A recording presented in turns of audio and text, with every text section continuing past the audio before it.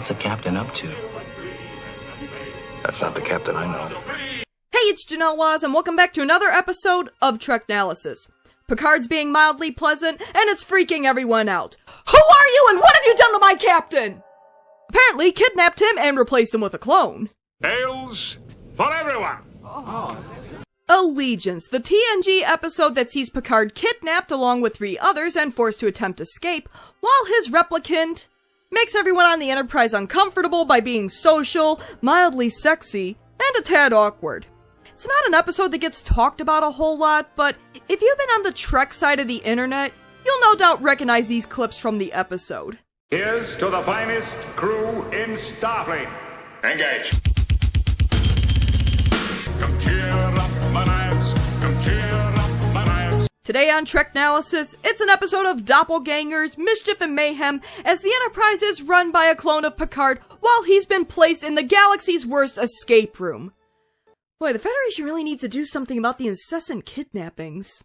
Because kidnapping isn't a model assault. The rights of other races must be respected. But before I go further, make sure you subscribe to my channel. I talk a lot about Star Trek, video games, and whatever else I feel like talking about. And if you'd like to help support the channel, consider becoming a member. Be great to have you aboard. Picard is relaxing in his room. His crew just eradicated a deadly plague on Core Corolli 5, and he's rewarding himself with a book, a little booze, and his favorite futuristic lazy boy.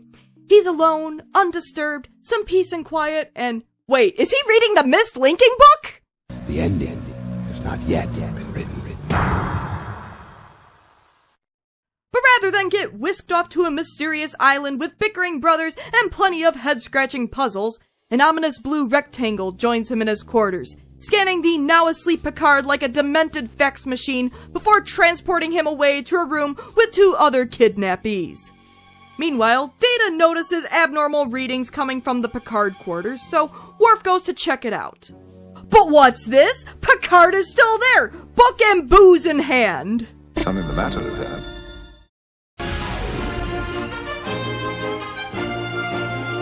The real Picard is trapped with no explanation, and with not much else to do, it's as good a time as any to get to know your fellow capdees. Jean-Luc, that is not how you wake someone up! He's probably trying to check for a pulse, but someone grabbing your neck as you wake up, that's an alarm clock no one wants to press the snooze button on. This is Mita Naharo, a first-year cadet at Starfleet Academy, and a rather rare type of Bolian. The kind with hair. The other fellow in the room, the one sleeping standing up, is Thal of Mizar II, a man with the hood that looks like he stole Vedic Wind's Sydney Opera House hood and dyed it a bland gray. And there's also a 4th unoccupied bed in the room, meaning someone else is probably going to join the party. I hope it's Ricky Martin. But hey, with all the bad stuff that's happened today, at least their captors are feeding them. Bars of soap!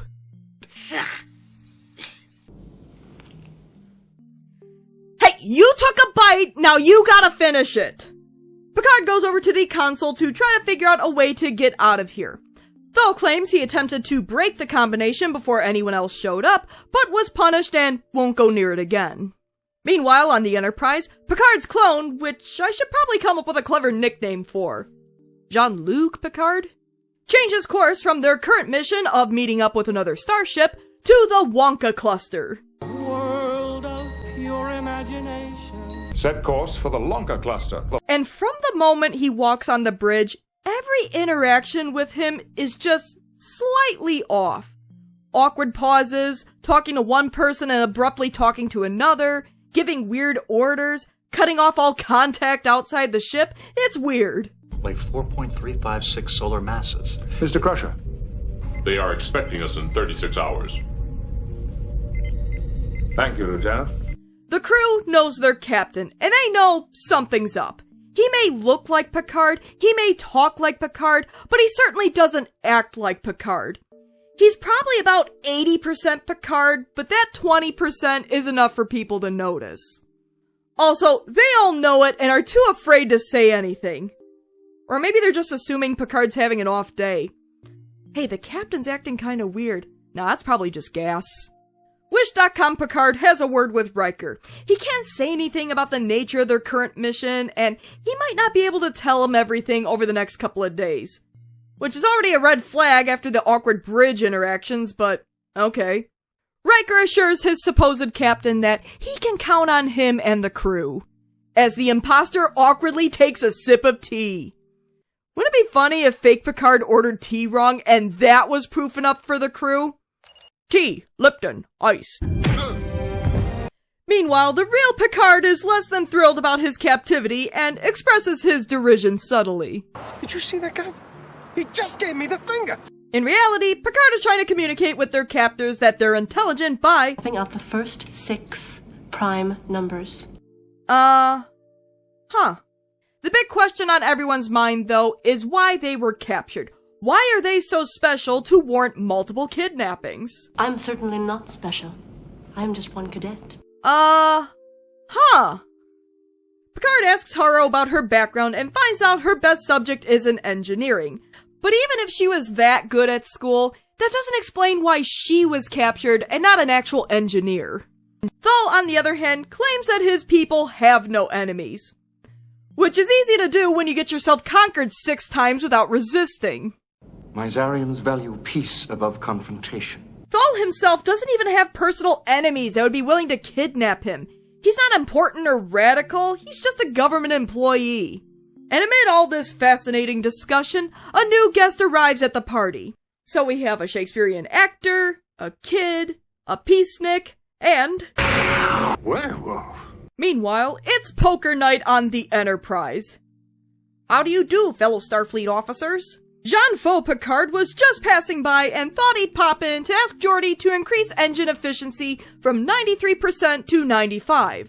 Which is oddly specific, but okay, Geordi wasn't doing so well at poker anyways, and he'll get right on it. No, that's not an order. I don't want to disrupt your recreation. Then why did you bring it up now? I'll just interrupt your game to tell you to work harder, but don't let me disturb you. You can spend the rest of your off-duty time worrying about it until your shift begins. Well, with Geordi out of the game after Captain Fakey McFakerson here guilt-tripped him over 2%, Troy invites Picard to join the game. After all, a seat just opened up. I'll just observe if you don't mind. In the most awkward way possible, clapping at inappropriate moments. Picard is just so weirdly written here. This is like how aliens think Picard would interact with his crew. Oh wait, that's exactly what's going on here. Well, that was uncomfortable enough, so Picard pulls Troy away from the poker game, relying on her empathic sense to ask about the crew's feelings about the change in course and how much they trust him. Which should have been a tip-off right there. The real Picard knows Deanna lied on her resume about having empathic powers. How far do you think that trust goes? Sir? Now, I have a question. Yes, I make jokes about Deanna lying on her resume about having empathic powers, namely because her empathic powers are almost always useless in the show, and just give her an excuse to state the obvious. But if she can sense people's emotions, as stated in the show, of course, and even detect individuals, shouldn't she realize that that's not Picard she's talking to? Wouldn't she be reading someone completely different in front of her? Heck, everyone else knows something's wrong with Picard because you don't need to be a telepath or even an empath to know that he's not acting right. Shouldn't she have even more insight that this isn't Picard? Why do we keep you around, Deanna, when you should have figured this out in 5 seconds? Meanwhile, the Wolfman with the 80s hair, man, I miss when aliens looked like they were in an 80s hairband, is actually named Isak from the planet Chalna. Basically, they make the Klingons look positively delightful. He doesn't trust anyone in the room, and especially hates Thal, who's basically his polar opposite. I smell a sitcom! Only this sitcom is about to take a dark turn. Isak isn't exactly keen on eating soap. And the only other thing on the menu? No, don't even think that. Picard, you won't let him... Isak! They have about 3 days to escape before Isak gets hungry enough to turn Thal into flaming Thal. Meanwhile, Jean-Fraud Picard, Now that sounds more like a fake name for Jean-Claude Van Damme. Stops by sickbay for an exam, which wouldn't seem out of the ordinary, except that Beverly usually has to beg him for his annual physical, which isn't for another month. Jean Fraud is perfectly healthy, though, so healthy that he asks Beverly to dinner. Intent forward? What about my quarters? Or intimate? It's a sexy, candlelit dinner with booze, staring longingly into each other's eyes, and cleavage! Now, as you watch the episode, you'll notice that Repla Picard avoids answering questions as much as he can while asking them to collect information, leading to a lot of awkward moments that are uncomfortable for everyone. Here, it kinda works to his advantage. Picard acting mysterious to his crew is unsettling, but during an intimate, candlelit dinner, it's kinda hot. Has it been that apparent? How well you know me. Repla Picard talks about the choices he's made, how his and Beverly's positions on the ship isolate them, and he's feeling too detached. You're a very attractive woman. Dang, Jean Fraud! Cutting right to the chase there! Why not say that Wesley needs a father while you're at it?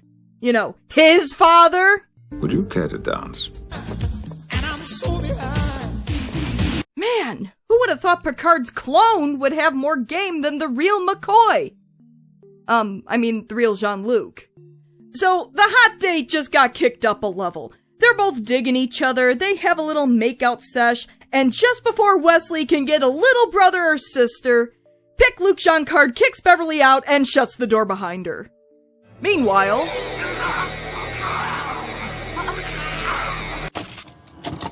So, how did we get here? Well, Picard is determined to escape. Not only does he not want to be held captive, he also wants to avoid Isaac from turning them all into a giant buffet. Thal, however, wants to wait, even though he would be item number 1 on the menu. Basically, they haven't been mistreated, aside from being kidnapped, of course. And he doesn't want to be punished again, so he refuses to help. Even though I'm pretty sure he would be the first person through the door as soon as it opened. Picard has Harrow fiddle with the lock, which coincidentally activates the green beam of doom and prompts Thal to gloat that he was right. Isaac observes that Thal moved away from the door and that no one saw him actually get hit by the first beam like he claimed. He could be lying and could actually be a collaborator. I don't enjoy talking to collaborators. The episode does lead you to suspect Thal is lying. It could just be how the actor delivers his lines, but the way Thal speaks almost makes you think he's making everything up and isn't very good at it. You could overlook it because he's obviously nervous, but he could just as easily be lying. I don't know if it was intentional or not, but it does add another layer to everything that's going on. The combination is too complex to hit at random. I tried it and was punished. At this point, everyone's pointing fingers at each other, accusing them of at best collaborating and at worst of being their captor. Thal didn't want to try to escape, Isaac has a weapon, Picard has been giving orders and wasting their time with escape, and Harrow could have triggered the stun beam. And they can't prove or disprove any of it. Harrow comes to Picard's defense, after all. He put his life on the line at Mintaka 3. Because we all watched that episode earlier this season, right? But this is enough to make Picard suspicious, and he decides to mention Korkorolai 5, a mission he just completed and which the ink is barely dry on the pad he wrote it on. We have finally succeeded in eradicating the Fyrox plague on Korkorolai 5. And Korkorolai 5. Right. Helping to cure the Fyrox plague. Meanwhile, in 10 Forward, over some drinks, Riker tells Troy he doesn't know what it is, but Picard is different. And Troy senses that the captain seems detached from his emotions. Which should maybe tell you something, Deanna! Maybe Picard isn't the only fake on the ship. Jean-Luc Fraudulent enters, waving at everyone in the stiffest way possible, even for Picard, orders up drinks for the entire bar, and proceeds to break into song. Heart of oak are our ships, jolly tars are our men. I'm also kind of impressed that a fair amount of the crew knows the words to the Heart of Oak on the spot. The only reason I know the song is because of this episode. Picard is too friendly, and it's freaking everyone out, so Riker holds a meeting where everyone confirms that Picard is acting pleasant, and it needs to stop. Oh, and he's a little paranoid about everyone liking him, and he's trying hard to convince everyone that he's fine. Data points out that they never found out what caused the weird readings in the captain's quarters at the start of the episode, but Worf points out that that's not reason enough for a mutiny. I hear you're planning a mutiny. On the bridge, Captain Phony Baloney orders the Enterprise to be moved dangerously close to the pulsar. They'll be toast in about 18 minutes.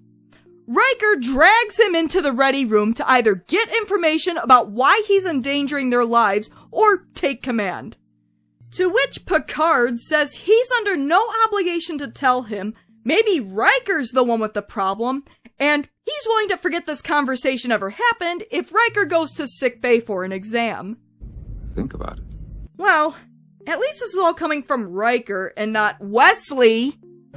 I know this may finish me as an acting ensign, but... Shut up, Wesley! Meanwhile, Picard manages to short the control with Isak's knife and opens the door, to reveal yet another door. Now, I haven't talked much about Cadet Harrow. Of the 4 captives, she's the most detached. Notice the pattern. The captain does seem detached from his emotions. She almost always observes what the other captives are doing, but almost never contributes. Notice the pattern. Heck, she even tries to make herself as unnoticeable as possible. I'm certainly not special. Almost as though he wanted to establish that there was nothing wrong. I'm perfectly healthy. Notice the pattern. While I did point out that Thal exhibited his own suspicious behavior, and even though Harrow tries to make herself as inconspicuous as possible, there are enough clues pointing to her being the insider and Thal being a red herring. Meanwhile, the Enterprise's shields are failing, and Jean-Claude Picard is ordering that Wesley take them in even closer, which will kill them all. And Riker's had just about enough. It's a fake! You've shown none of the concern Captain Picard would. And like his first officer, the real Picard has had enough. I think this charade has gone far enough. Don't you? Harrow is revealed to be the insider. This has all been an experiment with the 4 of them reacting differently to authority. And whenever they seem to make progress, there's a setback and Harrow sits back and observes. However, Harrow slipped up twice. Once when she mentioned Mintaka 3, since there was no way a current season episode would have made its way back to Starfleet Academy, let alone to a first-year cadet. And second, when Picard mentioned the Cor Caroli 5 plague, which was a secret. Having been exposed, Harrow morphs into, oh no, they're hideous! I don't know which is more offensive, the overly muscular face with large nostrils, or the skin-tight jumpsuits that hug them in all the wrong places. Feels like I'm wearing nothing at all. The real Picard is returned to the Enterprise, and the aliens explain that they wanted to observe authority and leadership since their species doesn't have those concepts. So they kidnapped a couple of people and replaced them with replicants. They were all in constant telepathic contact, getting live updates to all the shenanigans happening on the Enterprise. Of course, while they're explaining all this, Picard gives a couple of knowing glances around his ship and traps them in a horrible, horrible pink light, separating them from their species. Not so fun now, is it? Because I've decided to conduct an experiment of my own. We meant no harm. Oh, bullshit! You almost killed them all, taking them into a pulsar! Well, they've hopefully learned their lesson, so Picard lets them go, warning them that they know exactly how to imprison them if they should try this crap again. Back in his rightful place, Picard learns that his replicant didn't cause any serious damage. Just the social kind. I find it hard to believe that you're that good a singer. Captain? And that was Allegiance. Not the greatest episode, but it does have a mystery with clues that pay off at the end, as well as some memorable moments. Patrick Stewart does a good job of portraying fake Picard, striking a balance between making him just off enough to stand out from the crew and making him act Picard-like. Admittedly, I didn't catch that Harrow was the captor my first time watching the episode, but upon rewatching the episode, there are just enough subtle clues that you overlook the first time around that become blatantly obvious in subsequent viewings. That, and the similarities between her behavior and fake Picard's are kinda genius. The downside to the episode is that the Enterprise crew probably caught on a little too quickly that something was wrong with Picard. Almost from fake Picard walking onto the bridge the first time, they knew something was wrong. It would have been more interesting if fake Picard managed to blend into the crew for a little while, with no one the wiser, only for little things to crop up over time, building the tension. Heck, maybe even have one person with suspicions having to spend time convincing the crew that something's wrong with the captain, testing everyone's allegiance to their captain and ship. Just don't have it be Wesley. But as the episode is, it's an alright episode, and in the end, I think we can all agree on one thing. Troy should have solved this episode in 5 minutes! Well played, Counselor. So, what do you think? How do you like Allegiance? Do you love it? Do you hate it? Did you pick Cadet Harrow out as the captor during your first viewing? Or did she slip past your notice? And what are some of your favorite Star Trek mysteries? Please, leave comments below and discuss. As always, thanks for tuning in to another episode of Treknalysis. If you like what you see, why not give my video a like and subscribe to my channel? Tell your friends. Until next time, Here's to the finest crew in Starfleet.